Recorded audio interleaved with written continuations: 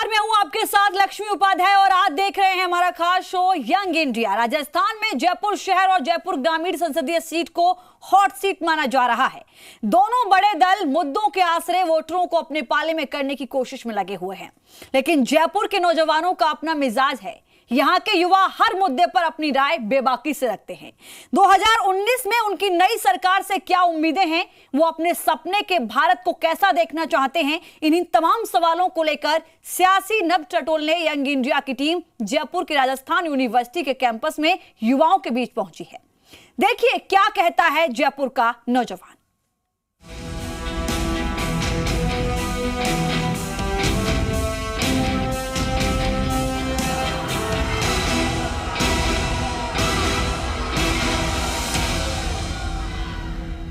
नमस्कार, मेरा नाम है ललित वर्मा और एक बार फिर से स्वागत है हमारे खास कार्यक्रम यंग इंडिया में। आज हमारा कारवां पहुंचा है राजस्थान यूनिवर्सिटी में, क्योंकि प्रदेश की सबसे बड़ी यूनिवर्सिटी राजस्थान यूनिवर्सिटी है और यहां से निकले हुए विद्यार्थियों ने न सिर्फ भारत में, पूरे देश और विश्व में अपना परचम लहराया है। लोकसभा चुनाव होने वाले हैं और भारत को युवाओं का देश कहा जाता है। करीब 53% से ज़्यादा आबादी है भारत की, वही युवाओं की है। इन युवाओं के बीच में हम पहुँचे हैं, वही हमारे 5 सवाल लेकर। लोकसभा चुनाव होने वाले हैं और 2019 में आपको किस तरह की सरकार चाहिए, पहला सवाल मेरा आपसे रहेगा। 2019 में हम चाहते हैं कि राष्ट्रवादी सरकार हो, जो सबसे पहले स्वयं के बारे में नहीं, आम जनता के बारे में पर करे। हमारी सबसे बड़ी परेशानी है हमारे किसानों की। जैसा कि हम सुनने में आता है हमेशा आत्महत्या कर रहे हैं और किसानों की आत्महत्या दिन पे दिन बढ़ती जा रही है। युवा जैसे कि बेरोजगार है, वो अपनी समझ में काम नहीं कर पा रहा है कि किस वजह से वो करे। तो हम सरकार से चाहते हैं जो सरकार बने वह पहले किसानों की समस्याओं का समाधान करे। दूसरा, जो युवा जिसकी हम बात करते सबसे ज़्यादा प्रतिशत युवाओं का हमारे देश में, वह बेरोजगार ना रहे। से जानना चाहेंगे आपको 2019 में किस तरह की सरकार चाहिए। सबसे पहले तो मैं अपने राष्ट्र के सबसे इम्पोर्टेंट लोगों से ये कहना चाहता हूँ कि वो अधिकतर समाजवाद, राष्ट्रवाद के कार्य करें।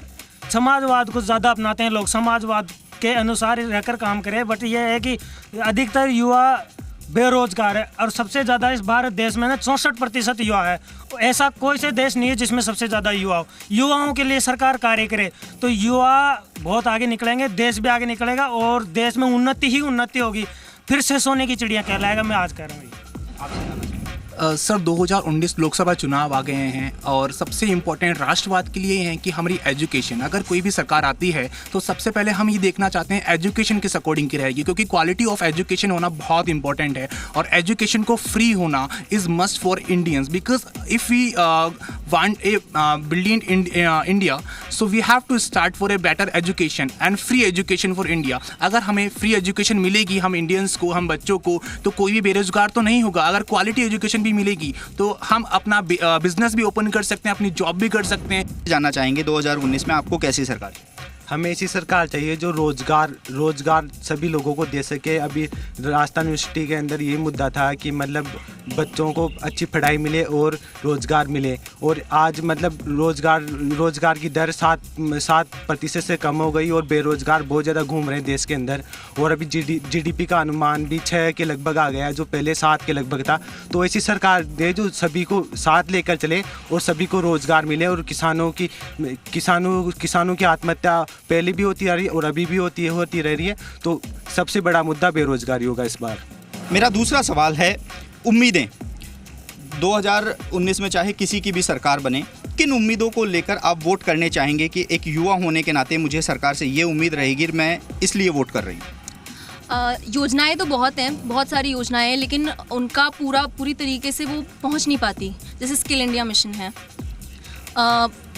सिर्फ बात रह जाता है यहाँ तक कि भाई हम सर्टिफिकेट मिल रहा है, पूरी ट्रेनिंग और पूरी ऐसी चीज़ें नहीं हो पाती हैं। दूसरा, जाति, जैसे हिंदू मुस्लिम का अभी हम देख रहे हैं बहुत ज़्यादा हो रहा है। अब नेशनलिज्म अब आ गया है, जातिवाद पर आ गया है, तो वो नहीं होना चाहिए। तो सबसे पहले तो स्टूडेंट के लिए यही होता है कि हमें अच्छी सी एजुकेशन मिले और उसके बाद हमें अच्छा सा रोजगार की सुविधाएं, रोजगार के अवसर उपलब्ध हो सकें। आप सर, हम आने वाली सरकार से ये उम्मीद करेंगे कि जो शिक्षा का स्तर जो है अभी यहाँ पे, उस शिक्षा के स्तर को इस तरह से मॉडिफाई करें कि वो रोज़गार परक शिक्षा में कन्वर्ट हो जाए, और जो स्वास्थ्य संबंधी समस्याएं हैं उन पे भी थोड़ा ध्यान देने की आवश्यकता है। मैं कहना चाहूँगी कि हमारी जो आने वाली सरकार है वो क्षेत्रवाद और जातिवाद की राजनीति बिल्कुल भी ना करे और ज़्यादा से ज़्यादा जितना संभव हो सके देश का सर्वांगीण विकास करे, शिक्षा को बढ़ावा दे, रोजगार को बढ़ावा दे, जिससे हमारा देश आगे बढ़े। तीसरा सवाल, सपनों का भारत। सपने सभी देखते हैं, सपने देखने का अधिकार सभी को है, सब खुद के लिए सपने देखते हैं, लेकिन क्या भारत के लिए सपना देखा है? यदि भारत के लिए सपना देखते हैं तो किस तरह का आपके सपनों का भारत होना चाहिए? मेरे सपनों का भारत एकदम से स्वच्छ होगा, भ्रष्टाचार रहित होगा और स्वस्थ होगा। हमारे सपनों का भारत एजुकेशन होनी चाहिए उसके अंदर, क्योंकि एजुकेशन सबसे बड़ा मुद्दा है।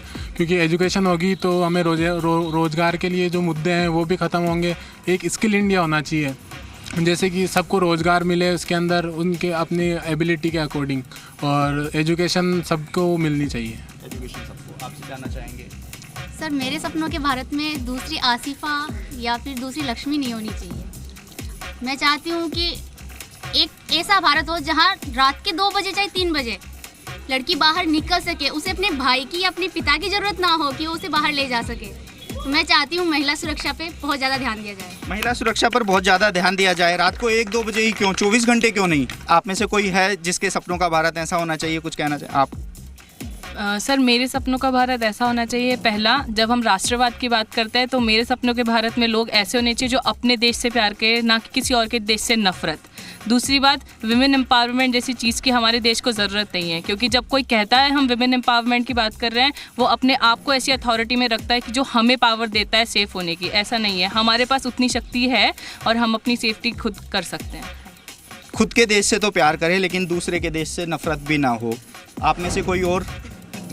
देखिए, हमारा भारत देश ऐसा होना चाहिए, रोटी, कपड़ा, मकान, हम व्यक्ति की जो 3 मूल आवश्यकताएं हैं वो हर नागरिक को मिलनी चाहिए और राष्ट्र की एकता, अखंडता बनी रहनी चाहिए।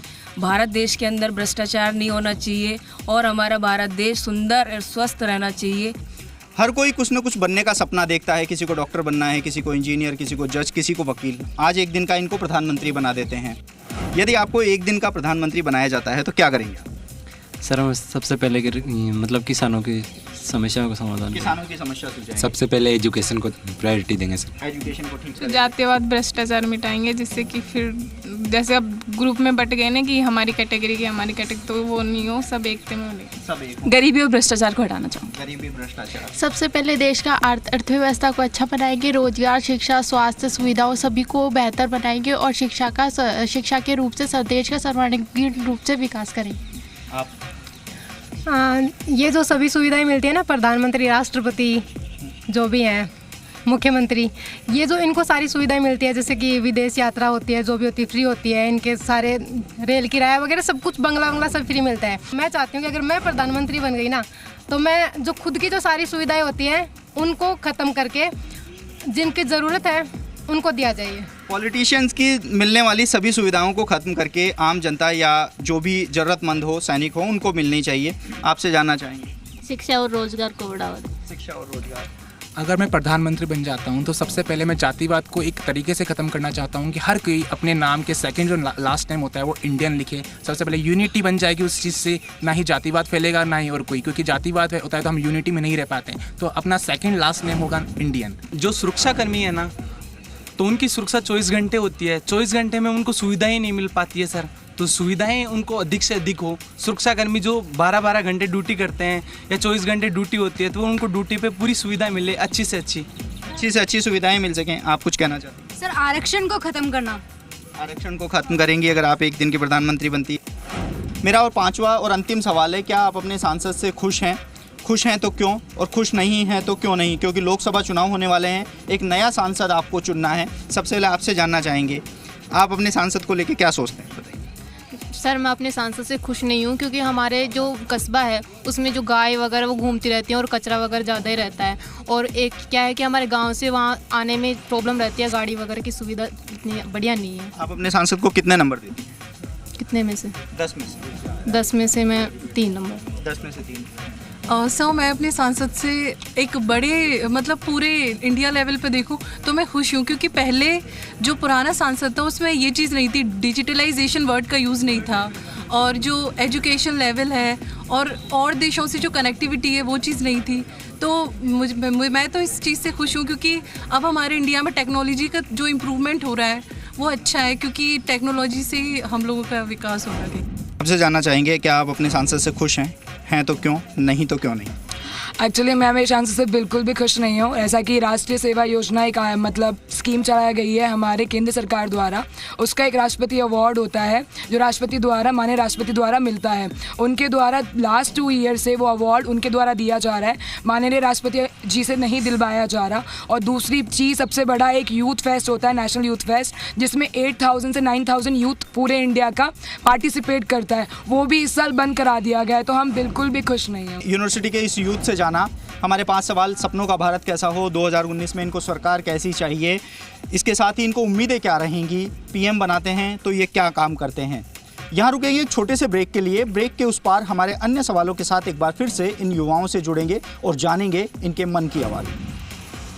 अब यहाँ पे सब वीआईपी चौकीदार बन के बैठे हैं, तो चौकीदार लगाना आसान है लेकिन उसको इम्प्लीमेंट करना बहुत कठिन है। हमने क्या किया था, हम क्या करेंगे, हमें क्या करना है, उसकी कोई बात नहीं करता। ऐसे एजेंडे न बनाए जो गुमराह करने वाले हो जनता को। 15 लाख 72 लाख ये तो जनता कितने ही कमा लेगी, मगर उनके लिए आप क्या कर रहे हो ताकि वो हमेशा हमेशा के लिए कमाते रहे।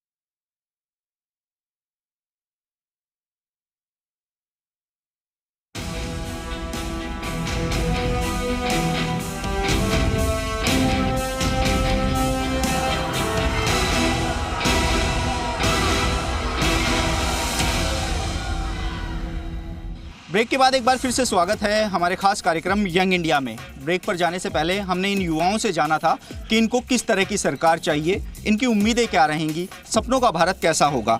ब्रेक के बाद हम अपने अगले सवालों की ओर बढ़ेंगे और पहला सवाल इनके बीच में लेकर पहुंचेंगे कि इस बार लोकसभा चुनाव हो रहे हैं, इस बार क्या राष्ट्रवाद का मुद्दा हावी रहेगा या स्थानीय मुद्दे?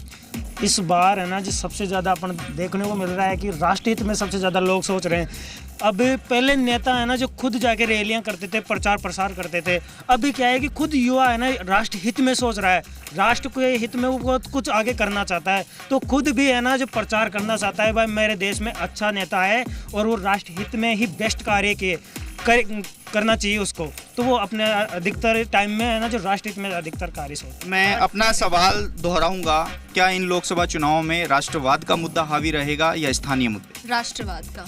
क्यों? जितना भी एजेंडाज हैं वो सारे अब मीडिया के थ्रू सभी जगह पॉपुलर हैं और अब स्थानीय मुद्दे ना रहकर वो जो भी पहले स्थानीय थे वो अब नेशनल बन गए हैं। तो राष्ट्रवाद का मुद्दा आप? सर राष्ट्रवाद का मुद्दा हावी रहेगा। आप क्या सोचते हैं इस बार स्थानीय मुद्दे या राष्ट्रवाद? सर राष्ट्रवाद का रहेगा सर मुद्दा। राष्ट्रवाद? सर राष्ट्रवाद का मुद्दा भी रहेगा, क्योंकि है ना मीडिया ने ऐसा प्रचार बना दिया है कि राष्ट्रवाद को भी दिखा रहा है। कोई बेरोजगारी जो नीचे स्थानीय मुद्दे हैं जो राष्ट्रवाद के नीचे दब चुके हैं, जैसे बेरोजगारी, गरीबी, ये सब राष्ट्रवाद के नीचे दब चुके हैं और राष्ट्रवाद को मीडिया ने एक तरह हावी बना दिया है ये मुद्दा। देखिए, राष्ट्र सर्वप्रथम है, राष्ट्रवाद का मुद्दा इस बार हावी रहेगा। जैसे कि अभी आपको पता है पुलवामा हमला, तो जैसे हमारे राष्ट्र के ऊपर दूसरे विरोधी देशों ने हमला किया तो उसका जवाब उनको करारा जवाब दिया गया है। तो राष्ट्रवाद का मुद्दा आप हमारा जो युवा है वो 2 टाइम की अगर रोटी भी नहीं मिलती तो भी झेलेगा, लेकिन जब राष्ट्र की बात आती है तो वो कभी नहीं अपना भूखा भी रहने के लिए कहेगा। मेरा दूसरा सवाल लेकर इनके बीच में पहुंचेंगे। इस बार एक काफ़ी फेमस डायलॉग चल रहा है, मैं भी चौकीदार हूँ।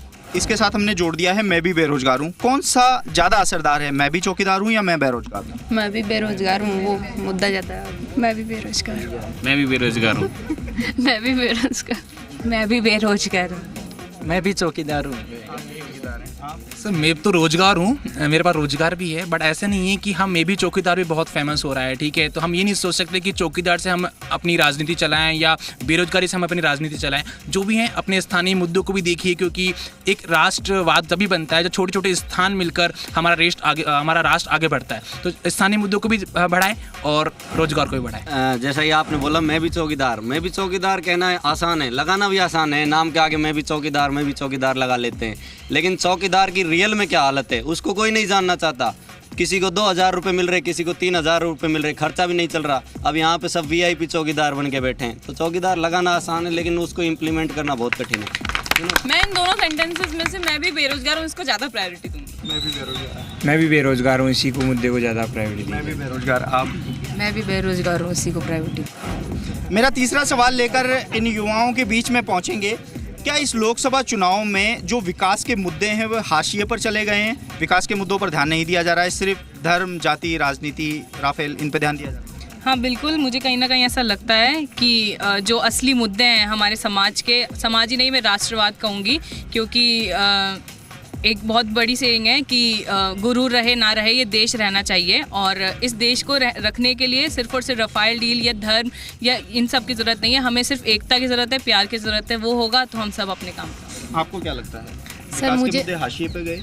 जी हाँ सर, विकास के मुद्दे हाशिए पर चले गए, क्योंकि इन मुद्दों से है ना ध्यान हटाकर दूसरे मुद्दे चलाए जा रहे हैं, जिनसे जो जनता है ना वो उन पे जो अपने जो बेसिक नीड है उन पे ध्यान न देकर जो बड़े मुद्दे हैं ना जो राष्ट्रवाद पे चल रहे हैं उन पे ज़्यादा ध्यान दे रही है। हाँ सर, मैं भी यही कहना चाहती हूँ कि विकास के मुद्दों को छोड़ के यहाँ पर जातिवाद ये सब कुछ इन पर ज़्यादा ध्यान दिया जा रहा है, जबकि इनको छोड़ना चाहिए, क्योंकि हमारे देश में सबको समानता मिलनी चाहिए। जातियों पर ध्यान नहीं देना चाहिए, क्योंकि सभी जातियाँ हैं, सबको एक समान दर्जा मिलना चाहिए। इसको न लेकर अपने देश के विकास पर ध्यान देना चाहिए, तो इसको ध्यान नहीं रखा जाता। देश के भी एक विकास पे ज़रूर ध्यान देना चाहिए, सबको समान अधिकार मिलना चाहिए, आरक्षण ख़त्म करना चाहिए। देश के विकास पे ध्यान दिया जा रहा है, ऐसी बात नहीं है, लेकिन थोड़ा और ध्यान देना चाहिए। रिसर्च लेवल का भी, हर चीज़ को, हर फील्ड में विकास का ध्यान देना चाहिए, हर फील्ड में देना चाहिए। पर सबसे पहले जो इम्पोर्टेंट मुद्दा है वो है जातिवाद का। जातिवाद को महिला और पुरुष के अंदर भेदभाव नहीं करना चाहिए, उन्हें हर फील्ड के अंदर समान अधिकार देने चाहिए, जो कि बिल्कुल नहीं हो रहा है। सिर्फ बोलने के अंदर है, लेकिन जहाँ ये बात आती है अधिकार देने की, वो वहाँ उन्हें नहीं मिल रहा। मेरा चौथा सवाल रहेगा, मोदी के कार्यकाल को आप अपनी कसौटी पर कितना खरा उतार सही मानते हैं? मेरे लिए बहुत सही है, पहले से तो बहुत बेटर है। आतंकवाद के मामले में बहुत सही है, विकास के मामले में बहुत सही है, टेक्नोलॉजी के मामले में बहुत सही है। मोदी मेरे लिए बहुत अच्छे हैं, उन्होंने बहुत कुछ इंडिया के लिए किया। डेवलपमेंट का भी देखे तो उन्होंने खूब अच्छा किया है इंडिया के लिए। मैं अगर कहूँ तो मोदी ने 5 साल में वो कर दिया जो कांग्रेस शायद 40 साल में नहीं कर पाई, क्योंकि इंटरनेशनल लेवल की बात करूँ तो जो इंडिया की रेपुटेशन है आज वो काफ़ी अच्छी है, और लोग कहते हैं कि मैं इंडियन हूँ, तो वो एक बहुत अच्छी बात है। ये लोग बोलते हैं कि कांग्रेस और बीजेपी कौन अच्छी है कौन बुरी है। लोग ये नहीं सोचते कि पहले जो भी बीजेपी के लिए या फिर कांग्रेस के लिए जो लड़ता है वो एक समाज में से पहले एक आम इंसान ही होता है, फिर एक टिकट लेता है, उस पर टैग लग जाता है बीजेपी और कांग्रेस का, उससे पहले वो आम इंसान ही होता है। तो मतलब जब वो आम इंसान होता है तब सब लोग उससे ऐसे बोलते हैं कि ये सही है ये गलत है, लेकिन उस टैग लगने के बाद मतलब एक लोगों की इमेजिनेशन हो गई है कि बीजेपी कांग्रेस, लेकिन ये नहीं सोचते कि जो बीजेपी और कांग्रेस में खड़े वो भी तो हम जैसे ही लोग हैं। खरा उतारते हुए मानती है मेरे लिए एक बार फिर मोदी सरकार। मेरा 5वां सवाल लेकर आपके बीच में पहुंचेंगे। क्या कांग्रेस और बीजेपी में सत्ता की लड़ाई है या विचारों की? चलो आपसे जानना चाहते हैं, क्या सत्ता है या विचारों की? सत्ता की ही लड़ाई है बेसिकली। कोई किस मुद्दे को उठा देता है, कोई किस मुद्दे को उठा देता है। सत्ता की ही लड़ाई है। बस वो अपने सत्ता जीतने के लिए कोई भी मुद्दा ढूंढते हैं। कोई चौकीदार बोल देगा, कोई बेरोजगार बोल देगा, बस अपनी सत्ता चलाने के लिए वो कुछ भी मुद्दा बना लेते हैं। सत्ता की लड़ाई है, पावर में आना चाहते हैं सभी। हमने क्या किया था, हम क्या करेंगे, हमें क्या करना है, उसकी कोई बात नहीं करता। सिर्फ कीचड़ उछाले जाते हैं आपस में प्रचार के नाम पे। तो ये सत्ता की लड़ाई है। अधिकतर देखा जाए ना तो बीजेपी सरकार है ना, अधिकतर उत्तर प्रदेश में ना अयोध्या राम मंदिर को लेके बैठ जाती है और वहाँ पर धंधे करते थे, हम तो मंदिर बनवाएंगे, हिंदुओं का ये करेंगे, वो करेंगे। कांग्रेस है जो किसानों को लेके बैठ जाती है, हम किसानों को वहाँ पहुँचा देंगे, वहाँ पहुँचा देंगे। किसानों को ना जो पेड़ पर लटकवा दिए कांग्रेस वालों ने। सर मान लो कि देखा जाए ना तो अधिकतर युवा है ना और किसान हो बेरोजगारी के तले, और किसान है ना जो फसल के लिए अधिकतर मरता ही रहा है। सर टाइम पे याद आता है सरकार को। सर ये है कि जो किसानों को फ़ायदा मिला ना इस बार मोदी जी के द्वारा, तो वो बहुत अधिक फ़ायदा मिला है इस टाइम पे। सर नाच का देखो, हर चीज़ का भाव थोड़ा ऊंचा चल गया। मोदी जी की थोड़ी कृपा थी कि किसानों की ओर भी देखे उन्होंने। किसानों की ओर पीछे कुछ मेरे साथी खड़े हैं, उनसे जानना चाहेंगे, आपसे जानना चाहेंगे, कांग्रेस और बीजेपी में क्या सत्ता की लड़ाई है विचारों? देखो सत्ता सबसे बाद में आती है, विचार सबसे पहले आते हैं। जैसे कि अभी आपको देखने को मिल रहा है राष्ट्रवाद और जो जुमलेबाजी है वो दोनों आपस वर्सेस चल रही है। मैं सबसे पहले बताना चाहूँगा, चुनाव बाद में है, राष्ट्र पहले। राष्ट्र है तो हमें तो रोजगार है, और रोजगार है तो विकास है। ये सबसे पहले हमारे लिए सर्वोपरि होना चाहिए। जैसा कि आज आपको देखने को मिल रहा है देशों में, देश तोड़ो जो संगठन है वो ज़्यादा एक्टिव है।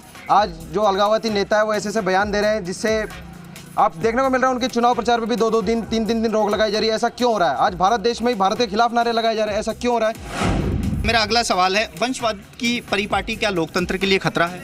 ऑब्वियसली खतरा है। वंशवाद की टैलेंट उभर के नहीं आ पाता अगर वंशवाद की राजनीति को बढ़ावा दिया जाता है तो। आपसे जानना चाहिए। हाँ, वंशवादी राजनीति के लिए, देश के लिए खतरा है, क्योंकि बहुत सारे लोग हैं वो टैलेंट, जिनमें टैलेंट होता ही नहीं है, फिर भी उनको राजनीति में जगह दी जाती है। आप जी, वंशवाद की राजनीति खत्म होनी चाहिए। अब कांग्रेस के बात करें तो अपन कांग्रेस में राहुल गांधी जी, मैं साफ बोलता हूँ, पीएम पद के दावेदार नहीं है, बल्कि कांग्रेस में बहुत अच्छे अच्छे नेता हैं, लेकिन कांग्रेस ने उन्हें क्यों पीएम पद का दावेदार घोषित कर रहा है? बिकॉज वंशवाद, ठीक है, एक परिपाटी चली आ रही है। और तब तक मैं ये बताना चाहता हूँ, कांग्रेस अपना पीएम पद का दावेदार कोई अच्छा नेता नहीं लाएगी सामने, तब तक वो नहीं जीत सकती। ऑब्वियसली उनको कोई मुकाबला नहीं है। वंशवाद की राजनीति दोनों पार्टियों में, कांग्रेस और बीजेपी के अंदर वसुंधरा राजे का पुत्र भी लड़ रहे हैं, और कांग्रेस के अंदर भी वंशवाद की राजनीति है। इसे नहीं कह सकते कि कांग्रेस के अंदर ही वंशवाद की राजनीति है, दोनों पार्टियों के अंदर वंशवाद की राजनीति है। बिल्कुल सर, इस बार मतलब वंशवाद की राजनीति हावी है, क्योंकि ये ना मतलब वंशवाद ही चला आ रहा है। मतलब ये सर वंशवाद देश के लिए खतरा है, तो इसको तो ख़त्म करना ही चाहिए सर। वंशवाद देश के लिए खतरा है और इसको खत्म करना चाहिए। वंशवाद की परिपाटी कहीं ना कहीं लोकतंत्र के लिए खतरा बनी हुई है। मेरा जो अंतिम सवाल है, क्या पार्टियां चुनाव जीतने के लिए एजेंडा सेट कर रही हैं, और इस एजेंडे में जो विकास के मुद्दे हैं, जो आम लोगों के मुद्दे हैं, वह खत्म होते जा रहे हैं? देखिए, मैंने बीजेपी और कांग्रेस दोनों का मैनिफेस्टो देखा था। उसके अंदर कांग्रेस का जो मैनिफेस्टो था उसके अंदर प्रति सालाना 72,000 जो भत्ता है वो दिया, गरीबों को जो देने की बात की, जो घोषणा की, वो मुझे बहुत ही अच्छी लगी। मैं भी एक गरीब परिवार से बिलोंग करती हूँ। कहीं ना कहीं अगर वो 72,000 हम लोगों को मिलेगा तो कहीं ना कहीं हमारे लिए मदद। आपसे जानना चाहेंगे, क्या जीतने के लिए एजेंडे सेट किए जा रहे हैं और विकास नहीं? देखो, एजेंडा सभी पार्टीज बनाती है, कांग्रेस ने बनाया, बीजेपी बनाया। बीजेपी ने 15 लाख का बनाया था, जो हमने देख लिया। हम कांग्रेस का 72,000 वाला भी देखेंगे। एग्जैक्टली अगर बोलना आसान है, करना बहुत मुश्किल है। हम ये सोच सकते हैं कि अगर उन्होंने कुछ बोला है, अगर करके दिखाएं तो हम इंडियंस सभी पार्टीज के साथ है, बट कुछ करके दिखाओ, बोल के नहीं। अधिकतर पार्टियों से ये कहना चाहता हूँ कि आप ऐसे एजेंडे न बनाएं जो गुमराह करने वाले हो जनता को। 15 लाख 72 लाख ये तो जनता कितने ही कमा लेगी, मगर उनके लिए आप क्या कर रहे हो ताकि वो हमेशा के लिए कमाते रहे? 72 लाख और 15 लाख तो युवा खुद कमा लेगा, मगर उनको बेरोजगार मुक्त करो ताकि वो आपके ऊपर टिक के नहीं रहे, आपसे गुमराह नहीं हो। यही कहना चाहूँगी कि राष्ट्रवादी मुद्दे तो ज़रूर होने ही चाहिए। जैसे कि मेरे भाई ने कहा कि 72,000 दे करके या फिर आप 6,000 दे करके हम लोगों को ये आकर्षित कर रहे हैं कि घर बैठे हमारे पास 6,000 72,000 रुपये आ जाएंगे। आप ऐसा क्यों कोई कार्यक्रम नहीं चला रहे या कुछ ऐसी योजनाएं नहीं ला रहे जिससे हम वो खुद अर्न करें? आप उस जगह हमें अर्न करने के लिए उसको प्लेटफॉर्म दीजिए। आज के युवा की राय हमने जानी। राजस्थान विश्वविद्यालय के कैंपस से नए 72,000 की ज़रूरत है, नए 15 लाख की ज़रूरत है। इनको ज़रूरत है तो उस प्लेटफॉर्म की जहां पर ये अपने प्रतिभा को दिखा सके, निखार सके। आज हमने जानी विश्वविद्यालय में युवाओं के मन की बात। कल किसी और कैंपस में जानेंगे यंग इंडिया की आवाज़। कैमरा पर्सन विकास के साथ ललित वर्मा, जी मीडिया, जयपुर।